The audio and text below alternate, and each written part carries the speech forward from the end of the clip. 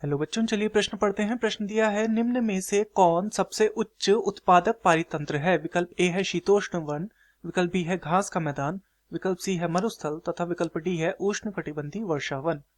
तो इस प्रश्न में हमसे सबसे उच्च उत्पादक पारितंत्र के विषय में पूछा गया है, अर्थात इस प्रश्न की जो मुख्य अवधारणा है, मुख्य अवधारणा वह किस विषय में है? वह है सबसे उच्च जो उत्पादक पारितंत्र है उसके विषय में हमें यहाँ पर बताना है। तो चलिए हम सबसे पहले ये समझते हैं कि उच्च उत्पादक पारितंत्र का क्या अर्थ है। तो ऐसा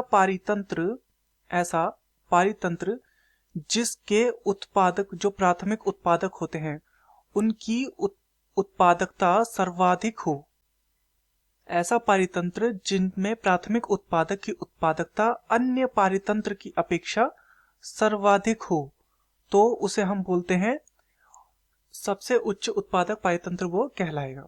इसका यदि हम क्रम देखें तो उष्ण कटिबंधीय जो वन होते हैं, उष्ण कटिबंधीय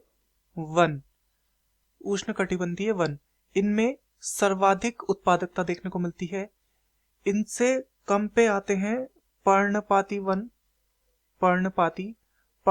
वन से कम में आते हैं शीतोष्ण वन, और शीतोष्ण से कम में आते हैं सवाना घास के मैदान, तथा इसके बाद आते हैं शीतोष्ण घास के मैदान,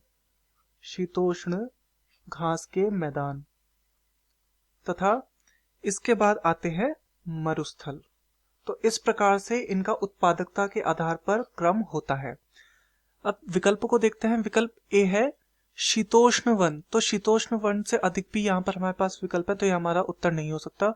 विकल्प बी है घास के मैदान, तो घास के मैदान से अधिक उत्पादकता वाले भी यहाँ पर पारितंत्र हैं, तो ये भी हमारा उत्तर नहीं हो सकता। मरुस्थल तो सबसे कम होता है, तो ये तो हमारा उत्तर नहीं हो सकता। तथा विकल्प डी है उष्ण कटिबंधीय वर्षावन, बिल्कुल ये सर्वाधिक उत्पादकता वाले पारितंत्र हैं। ऐसा कारण इनके पीछे का यह है कि यहाँ पर जो होता है, इन वनों में सूर्य प्रकाश सर्वाधिक होता है, वर्षा यहाँ पर सर्वाधिक होती है, जिस कारण से यहाँ पर क्या होगा, प्रकाश संश्लेषण की क्रिया सर्वाधिक होगी और जैव विविधता भी यहाँ पर क्या देखने को मिलती है, सर्वाधिक देखने को मिलती है। तो इन्हीं कारणों से यहाँ पे उत्पादकता क्या होती है, सर्वोच्च होती है। तो दिए गए प्रश्न का सही उत्तर होगा विकल्प डी, उष्णकटिबंधीय वर्षावन। मैं आशा करता हूँ आपकी यह समझ में आया होगा। धन्यवाद।